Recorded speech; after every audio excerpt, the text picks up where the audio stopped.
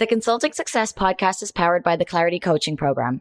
If you'd like to work directly with the Consulting Success team and receive personal coaching and support to optimize and grow your consulting business, marketing, and revenue, visit consultingsuccess.com to find out more and apply.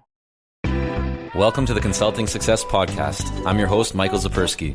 In this podcast, we'll dive deep into the world of elite consultants, where you'll learn the strategies, tactics, and mindset to grow a highly profitable and successful consulting business. Hey everyone, it's Michael Zapersky, and welcome back to another episode of the Consulting Success Podcast. Today, I'm joined by Chelsea C. Williams. Chelsea, welcome. Hi, Michael. It's great to be here today. Yeah, I'm really excited for our conversation. So you are the founder and CEO of Reimagine Talent Co., a workforce and talent development firm offering DEI-informed retention strategies.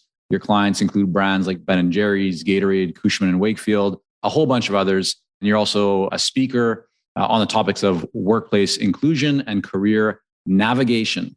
Did I get that all right? You got it right. Good job, Michael. Thank you. Let's get started by going back. Before you actually started your consulting business, what were you doing? What was kind of the initial career and how did Chelsea emerge career path-wise? Love this question. It's always a favorite. I went to a women's college, a historically Black women's college, Spelman. And it's a liberal arts college. So I went and studied economics. I always say when you go to a liberal arts college and study economics, you either end up on Wall Street or you end up as an economist. I chose not to be an economist, and I chose the Wall Street route. So I started my career on Wall Street, spent about a decade in financial services, always in the talent and human capital space. From, large global organizations to investment firms, just passionate about building the pipeline and cultivating the pipeline. So, I would say my experience in Wall Street really was the founding blocks and what confirmed for me this passion about focusing in on consulting. And it's truly where, we worked with consultants in talent development. And so I had an early bird's eye view into the space and was able to kind of make my pivot from my foundation. Yeah, I'm really excited to dive into your experience around the whole talent side. And I mean, you talked about the pipeline. When you say pipeline, you're referring to the pipeline of talent inside of an organization, right? Not the sales pipeline. No, exactly. But I mean, for you as well, as you've grown, you're now a company of 12 people, right, in your firm. So I really want to explore kind of how you got to where you are as you've grown the business and brought people on, because as anyone who has employees, team members knows, the talent piece of it, right, is one of the most challenging in terms of growing the business. So take me back to that time. So you're working on Wall Street, whether it's large organizations or hedge funds or investment firms or whatever. How did you even become interested though in the talent piece? You were in university and then you got to Wall Street. Where did that passion or that excitement come from to want to identify and hire and train and develop people?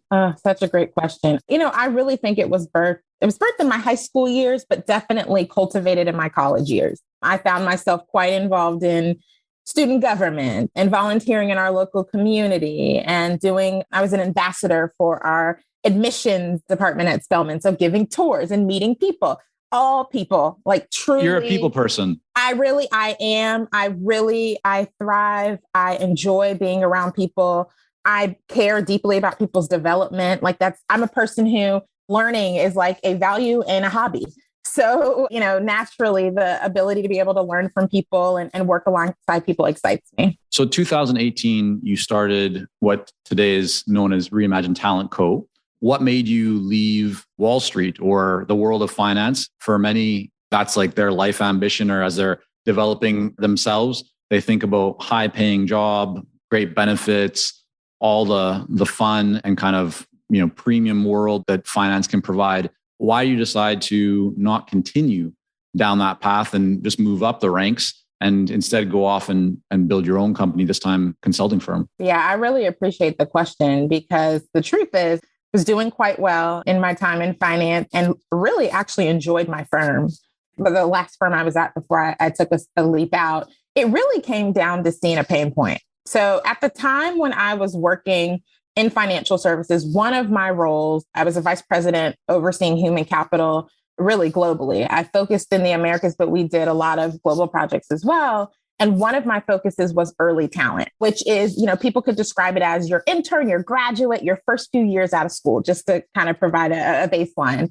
And in this role, my colleagues and I were spending a lot of time at colleges and universities in the country, spending a lot of time around what is now Gen Z and really understanding their experiences, their pain points, why navigating through early career was difficult and challenging.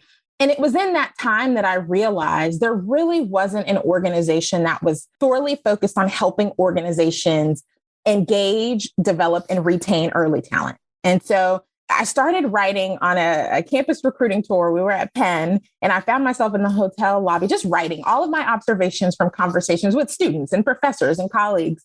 That turned into a business plan. And that business plan was for College Code. We've since rebranded to Reimagine Talent, as you mentioned.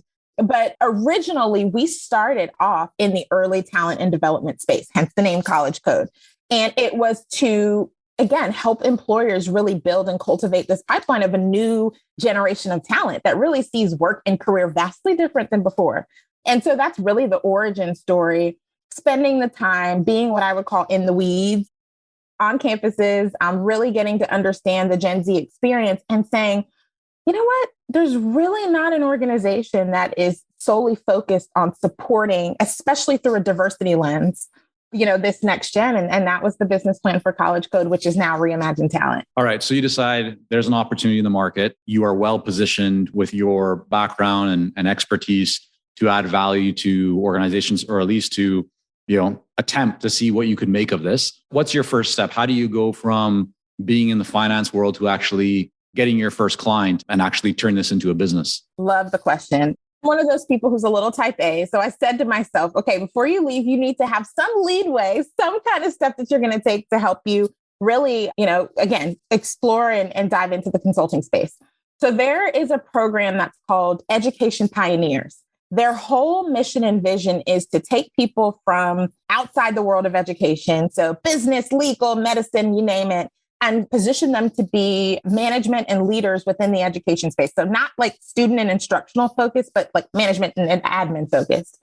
And so I applied to be a part of this fellowship. You should know, during my time in finance, I was always doing quite a bit of work with nonprofits, like I mentioned, universities. And so naturally, the education space was a passion and an interest, and I had connections in the space. So I hear of this fellowship. I apply. It's a 3-month fellowship, starting like maybe 3-4 weeks after I resigned. So I left with this fellowship experience. And what they do is they place you with a organization where really you serve as a consultant. You're 1099, but you serve as a consultant. You come in, you bring all your background experiences. For me, it was from finance and talent combined. And you support, at the time I was placed with Teach for America. Folks in the US will specifically know that organization that is really focused on education reform. But they put me in the adult learning and leadership space. So I got a chance through that first project to dive into consulting and to play really sit in this new space.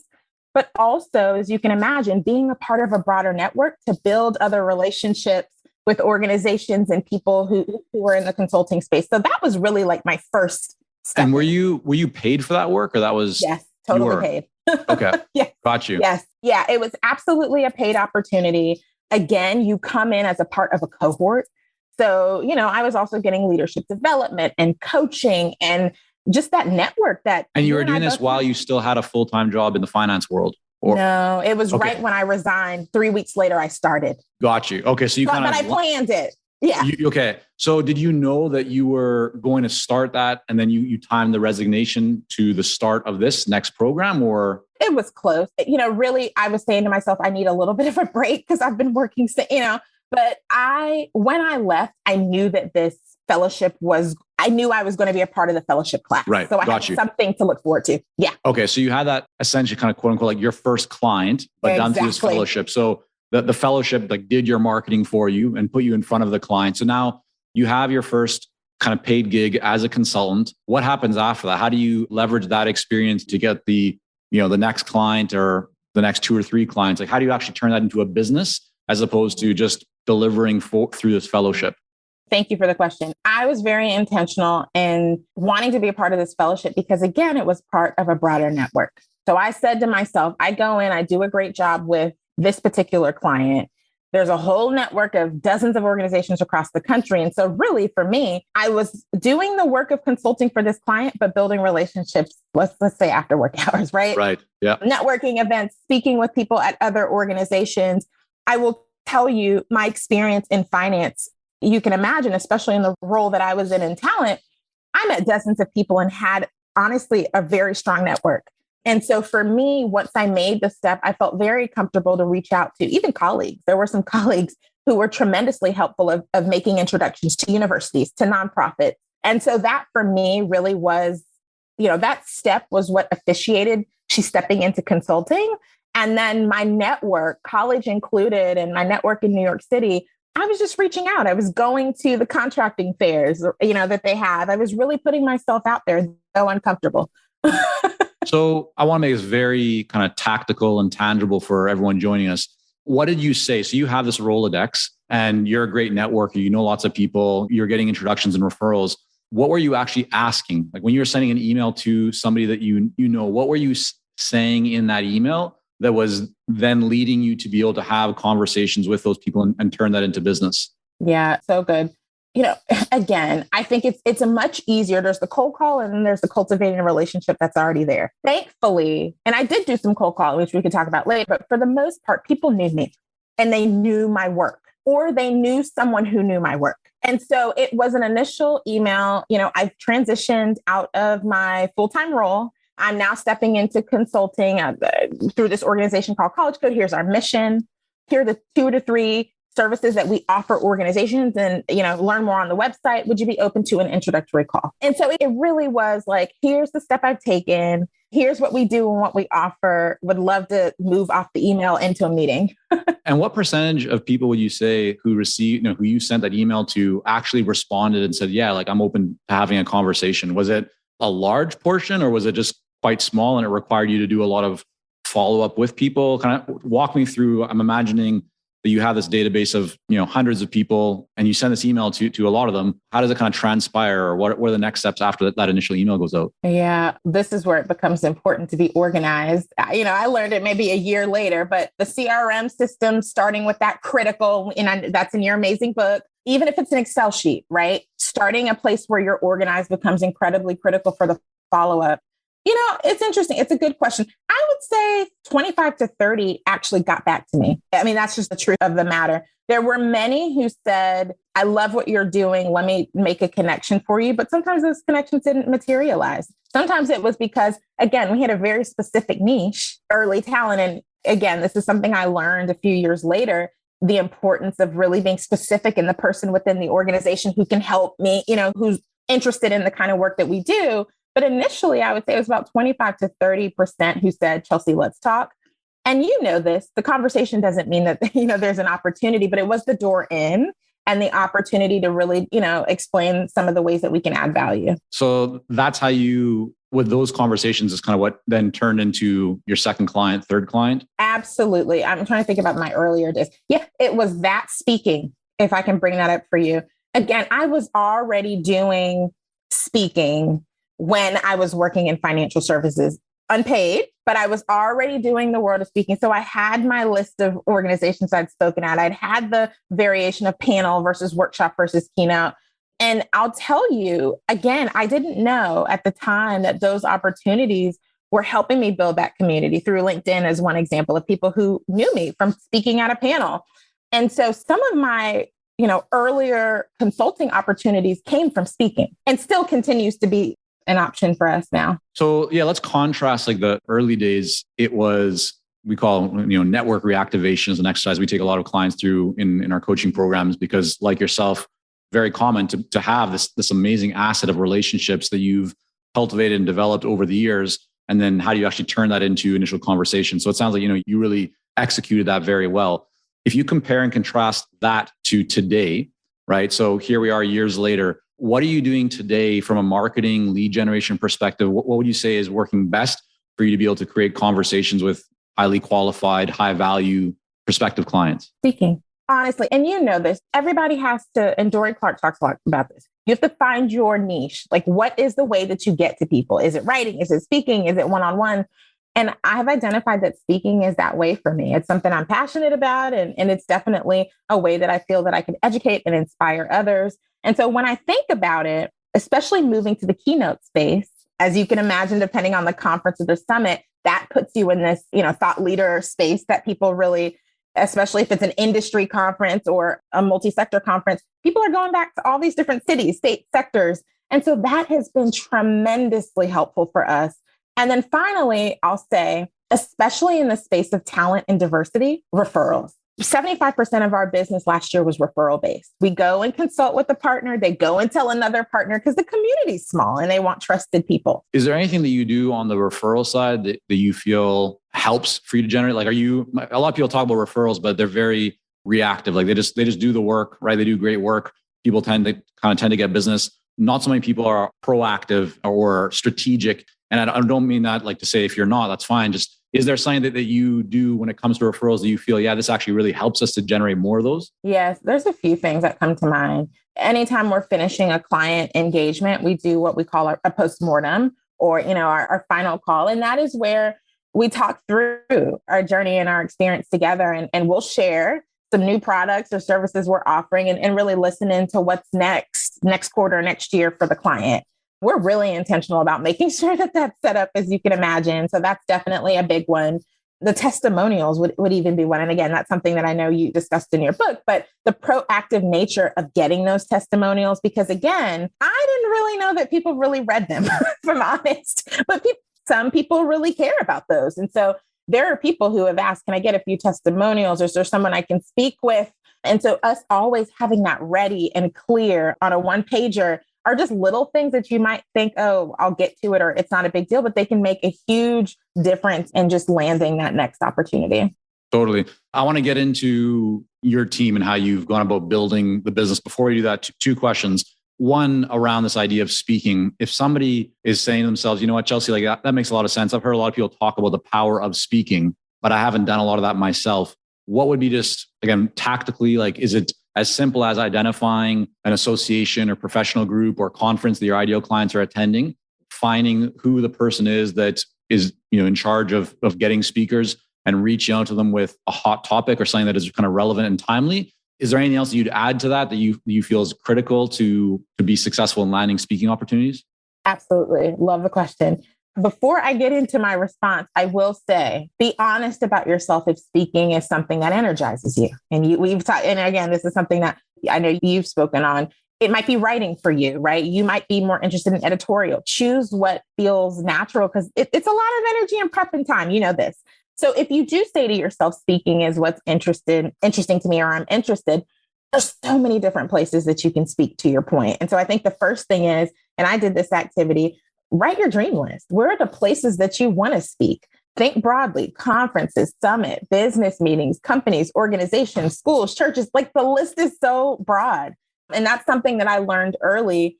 You can be specific. A summit and a conference versus a business meeting versus a school, it can be different experiences. So you can really drill in on what is of interest to you. And once you've done that, well, actually, before you do that, kind of working backwards, what do you want to speak on? What is the topic and the value add that you can bring? And so I think a few things have to be in order: your assets, your bio. If you have a speaking preview, even if it's a podcast or something that shares where you're sharing your value add, that's important. Have that organized. Your headshot. And then what do you speak on? I'd say, choose a few themes, very specific, that you speak on. So some people may say entrepreneurship. That's really broad. Is it social entrepreneurship? Is it marketing for entrepreneurship? I'm throwing all these out there, but be specific, because a conference organizer or an individual seeking to have you come and speak is looking for specificity. They want a person just like you on this podcast who are going to really give you those pointed details. And so the more specific you can be, the better.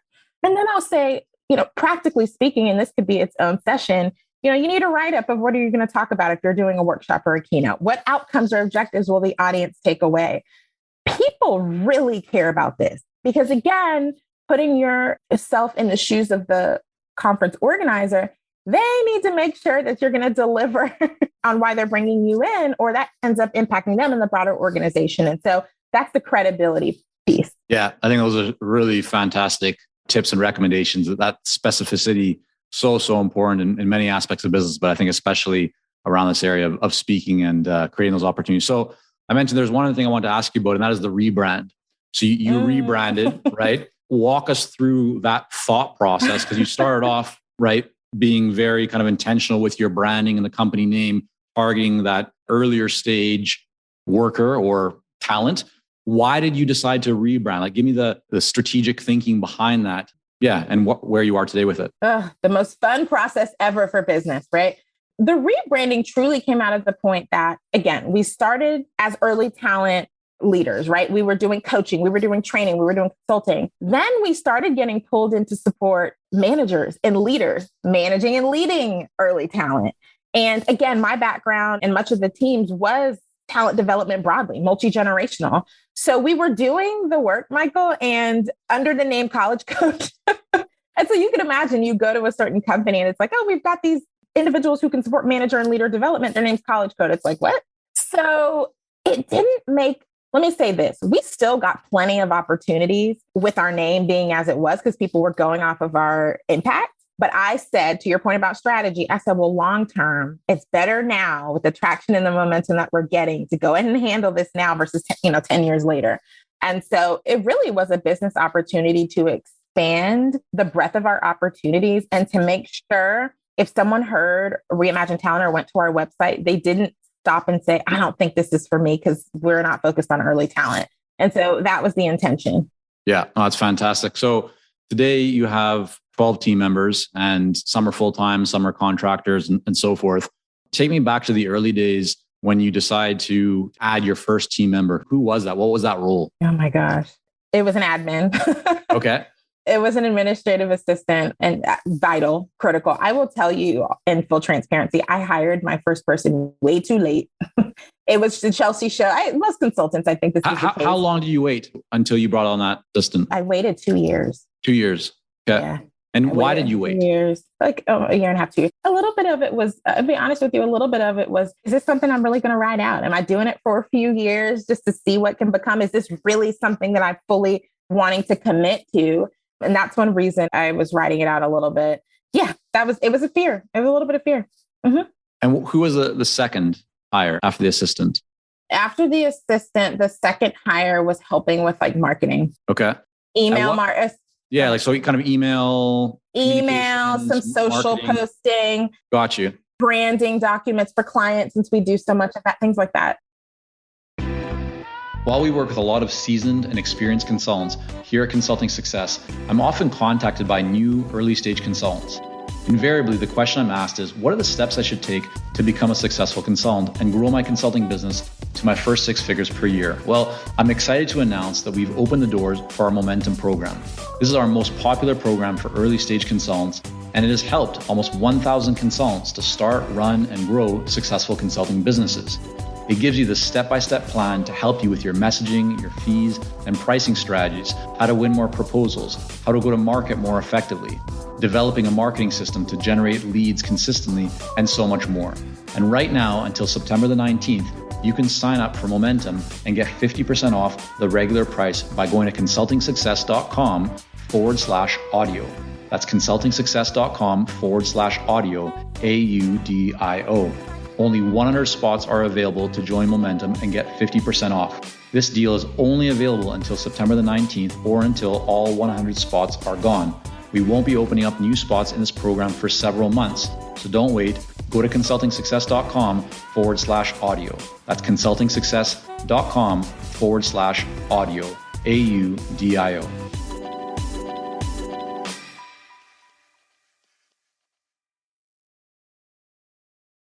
At what point did you, like, how far in were you before you hired somebody to actually help with the delivery of client projects and client engagements? You know what? It was at the point at which we brought in the admin and the marketer, and I started to notice the shift in that, is, it was a few months later. Yeah, it was around the same time it happened. That's when it happened really quickly. Once I started to bring on those people on the team, then I started to say, I started to see the momentum. This. Yeah. And then they started coming pretty quickly. So yeah, that's it. And then, and I'll say from when the time we rebranded, it's so crazy because that has even like doubled the team members that we need. So a lot of consultants have trouble with this as they're thinking about building their team and kind of creating more of a consulting firm model and not just having everything around themselves, right? The feeling is that, clients are hiring me, right? They want my expertise, right? It's hard to find people of the same caliber or that have the same knowledge. I guess, how did you handle that? Any lessons learned and advice you have for others who do want to expand, who do want to grow, want to be able to create more impact, but so therefore they need to bring on somebody else to actually start doing client communications, client management, and delivery of projects? Love it. First of all, you can't grow without it. So the fears are real. I've been there, but you really have to confront them because it will be a hindrance to your business's growth. I would say framework. Again, this is something else. You need a framework. Because your framework, it's your thought process. It's the way at which you deliver the work. It's the way at which it's your sweet sauce. And so I think, and again, you talk about this, you need a framework. If you document your process, your style, and all that kind of stuff, that's the kind of stuff you can educate and coach someone else on. Now, they'll bring their own flavor, which is healthy in the spirit of diversity. But again, you get the opportunity to say, here's how we do things. Here's our values. Here's our process map. And it's the accountability piece, but then they get to bring their own flavor. That's been huge for me. Because again, I think about our work. We've got our workforce development side of the house that's supporting. It's basically College Code. It's what we were doing in College Code under workforce. And then we've got our talent development and retention and diversity work with employers. And especially for the workforce piece, we've had our model that's worked, our curriculum. We just had to make sure that we created our facilitator guides, our trainer guides. And me and our operations manager do that onboarding with them when they start, but they've got everything that Chelsea built from the beginning that's been successful, but still allows people to bring their own personality to it. Right. Did you ever feel like the chicken and egg kind of situation when you're hiring, right? Like, I'm wondering, with also a finance background, how you manage that. Oftentimes people are wondering or saying to themselves, I'm going to hire somebody when I reach this next level of revenue, or should I hire somebody now so that I can take on and actually have the capacity to accept new work? Or should I wait until I find the project?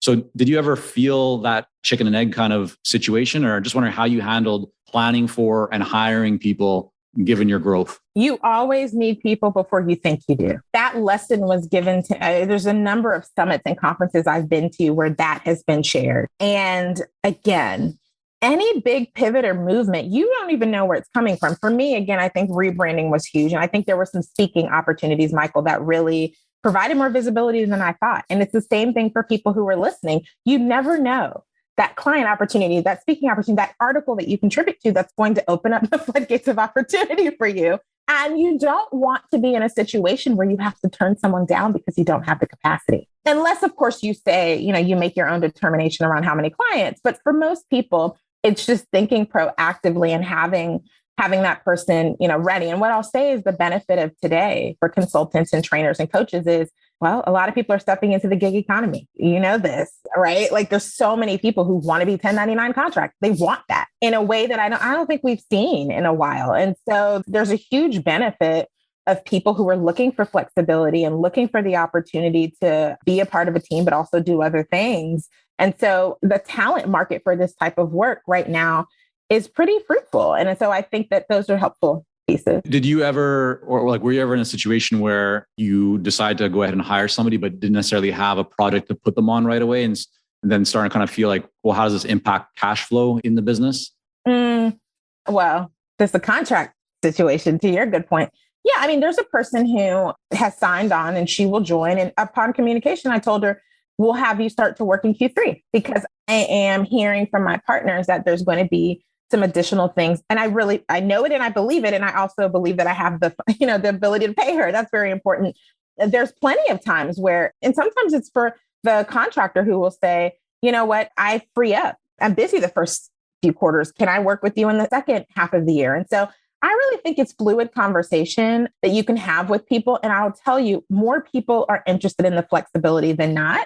And I have also said this is really coming to my mind right now.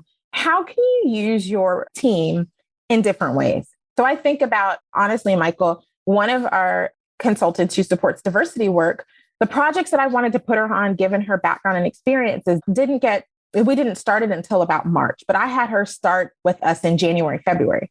She was doing articles, blog articles for us and helping us with some content and curriculum.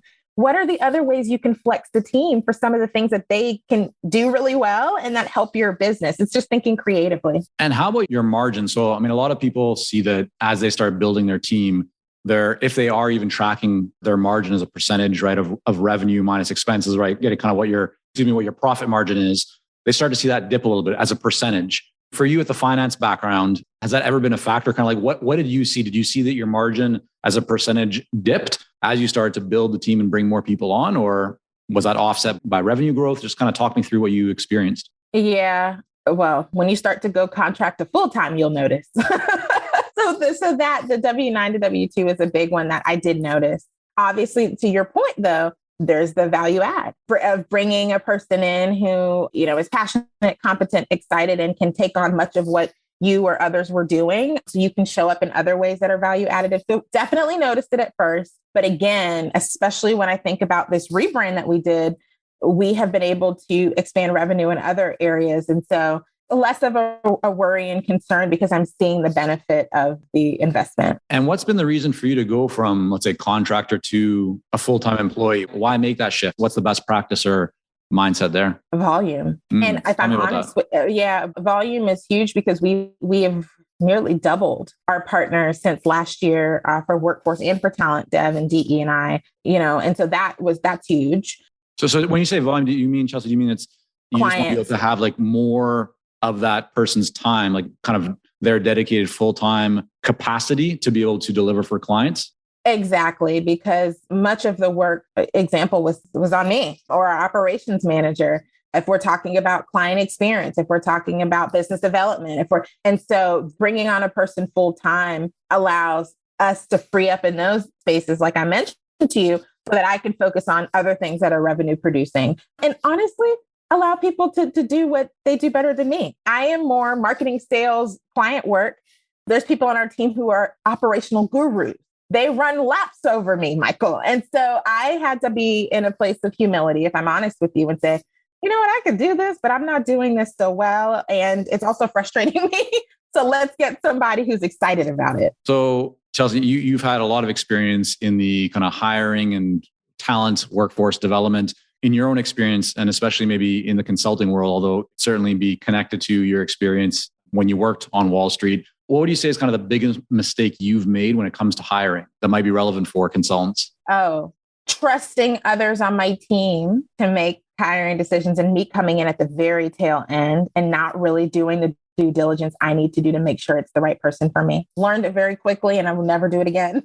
So what's like the flip side to that? What's the better approach? How do you handle that today? Yeah. Well, so fantastic member of our team does operations and HR. And so, she will lead the sourcing, the posting of the job, the reaching out to our network. She'll do that first round and screening, and even if it's a trusted assistant, they could do that. And then when it comes down to like a final interview, like narrowing down 2 or 3 candidates, we're literally going through that now, Michael, then I'll come in. And so I trust my operational lead, my admin, whoever it is for you, I trust them to do that well. I trust that we've spoken through the pain points, the opportunities. And I know that when I'm going into these finalist interviews, they really are the top candidates from the pack. And so, I think that's the team dynamic that's necessary, but still making sure at the end of the day, the decision is one that I am comfortable with because it's going to, obviously impact much of my experience. You've also talked about, Chelsea, that with the rebrand, there's been additional kind of revenue and service opportunities to serve clients. Can you talk a little bit about what that looks like? Because I know today you have 3 core offers, right? Workforce development, talent development and retention, and then DE and I capacity building. And I'm wondering, like, were these the 3 offers when you initially started the business, or are these new offerings that you put out there? Just kind of walk us through maybe how the offers have changed. And then when you said that with the rebrand, there's been a whole bunch of new opportunities. Can you just explain a little bit more detail around what that is? Yeah, absolutely. Love it. So when College Code first started, before Reimagine Talent, we were offering workforce development. So basically, our workforce development umbrella was where we started. Most of the clients that we had from the beginning are still with us under this rebrand. And so that's kind of just been the expansion of our original brand. The talent development and retention was what I was mentioning was starting to bubble up as we started to do the workforce, where people would say, can you work with our leaders? Can you work with our managers? Can you work with adults? And we're like, of course. And so again, it's really building off of the momentum that was there. Now, the diversity, equity, inclusion is interesting.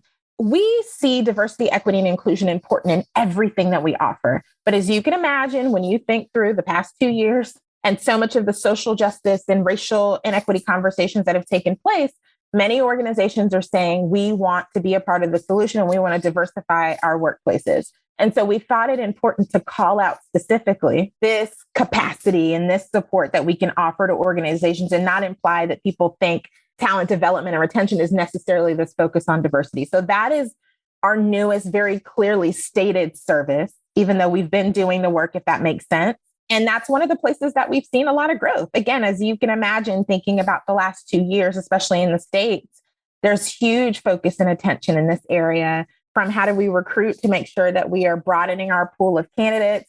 How do we make sure we're being inclusive and equitable in our process? And then when people come to our workplaces, do we have a culture that fosters belonging and where people feel that they can bring their best selves to work? And so we work with organizations to identify pain points that are happening around culture and to help leaders and managers really foster belonging for their people. You said something that I want to go back to for a moment. You mentioned that this service offering, you already essentially were providing it as part of your other kind of programs or packages.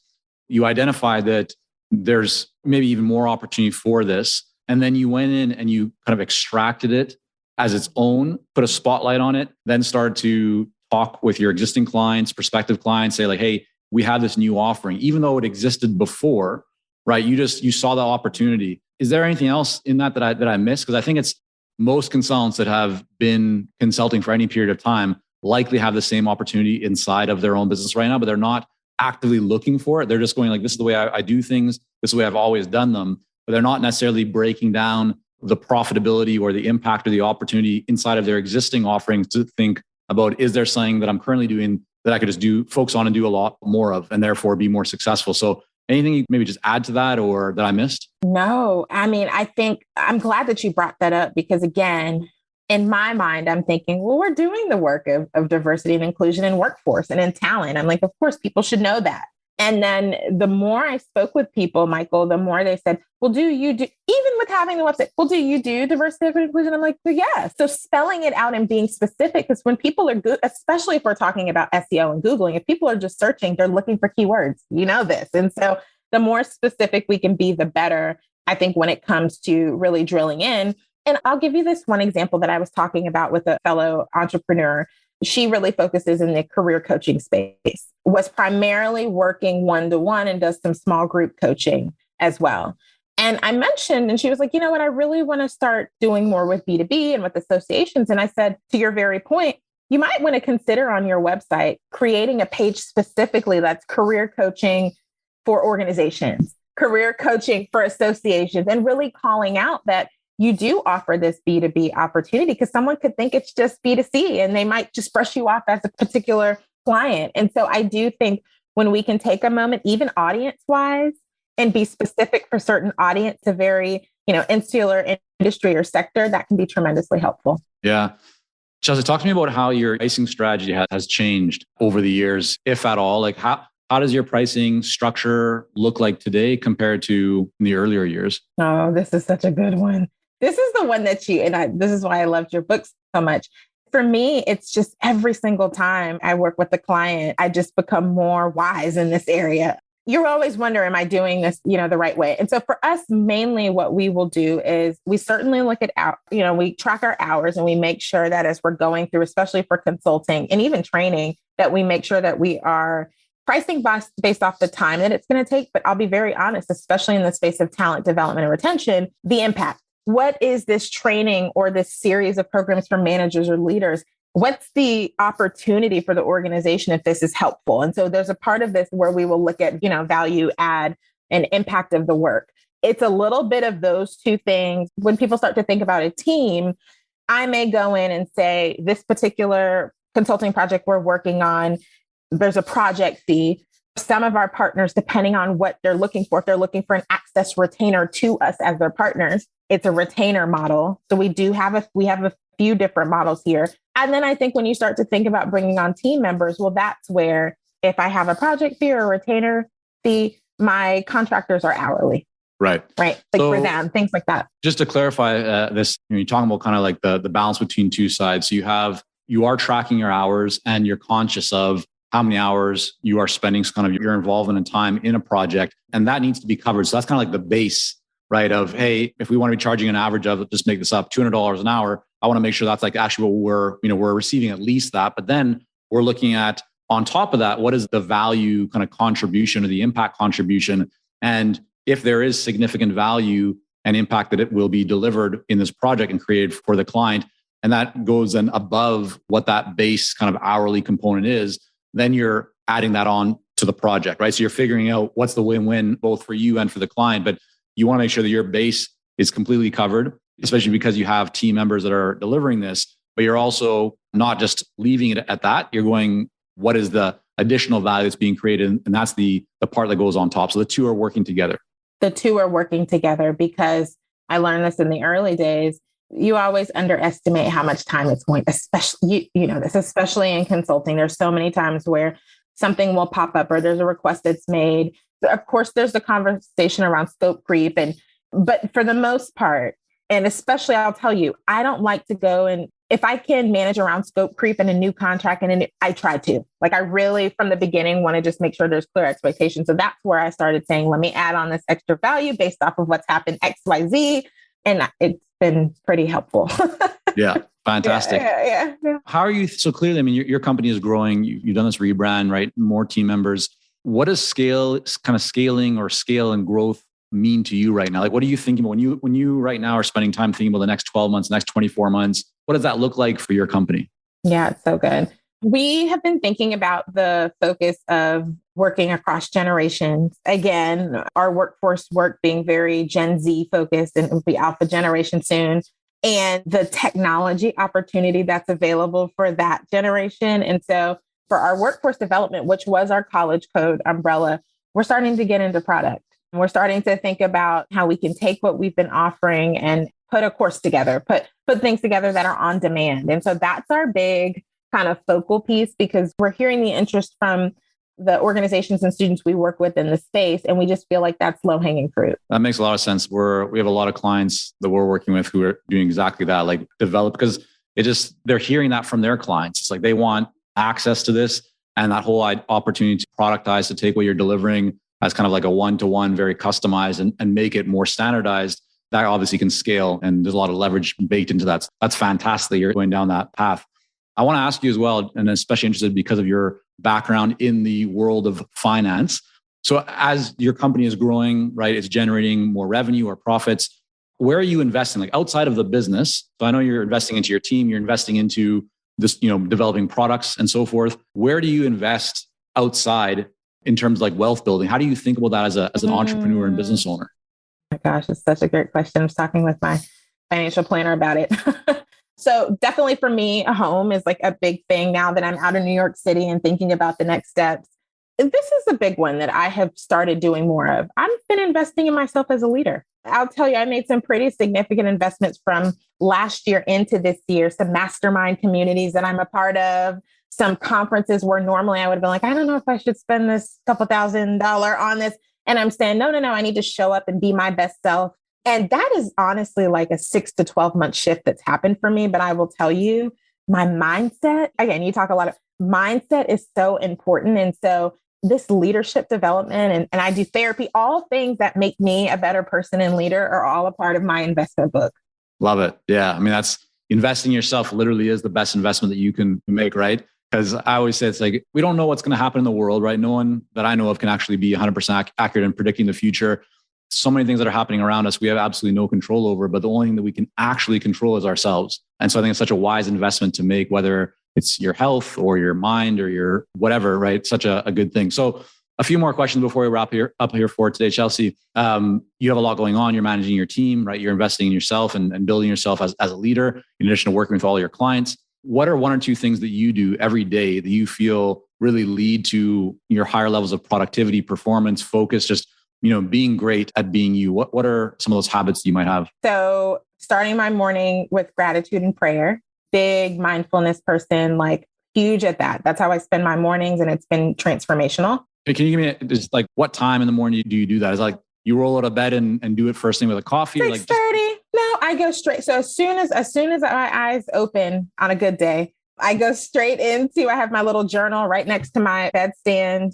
I have my Bible right next to my bedstand, and I go right in, and that's what I do. That's how I clear my mind and set intention for the day. How long do you spend doing that each morning? On a good day, 25, 30 minutes. Okay. Yeah. Nice. 25, 30 minutes. I'm pretty serious about that. So that's big. That's one. And that I stand by that. 2 is getting out and getting some exercise.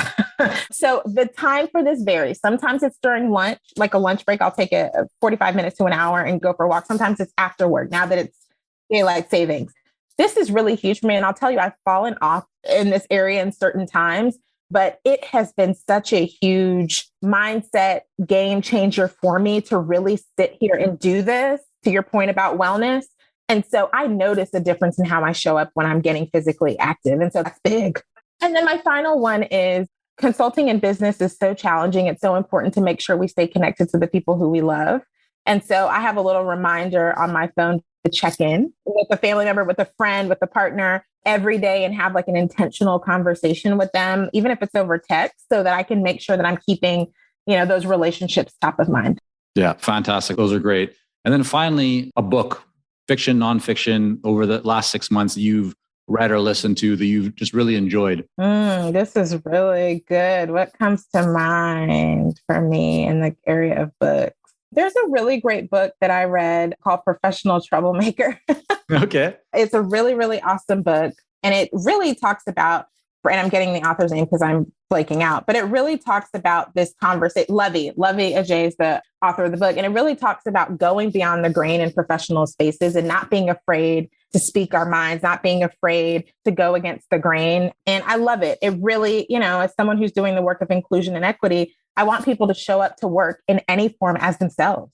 And so it was giving me permission, even as a entrepreneur and a woman who, considers herself to be an advocate for diversity, to show up confidently in who I am. And so I love that book. Fantastic. We're going to make sure we'll have that linked up in the show notes. And then in addition to that, where should people go? What's the website address for the new website that you have so that people can go and check out you and your work? Yes. Well, first of all, thank you so much for the opportunity to be here. It's been such a joy. Our website is reimaginetalentco.com. reimaginetalentco.com. I am also on LinkedIn, huge LinkedIn person, at Chelsea C. Williams. And again, I thank you so much for this opportunity. Chelsea, it's been a real pleasure. Thank you for coming on, sharing a bit of your journey with us. And yeah, we'll have all that linked up in the show notes. So have a great day. Thank you for joining us on this episode of the Consulting Success Podcast. For more episodes and to subscribe, rate, and leave a review, head on over to iTunes. And if you'd like to develop consistent lead flow and a highly profitable consulting business, learn more about our coaching programs at consultingsuccess.com.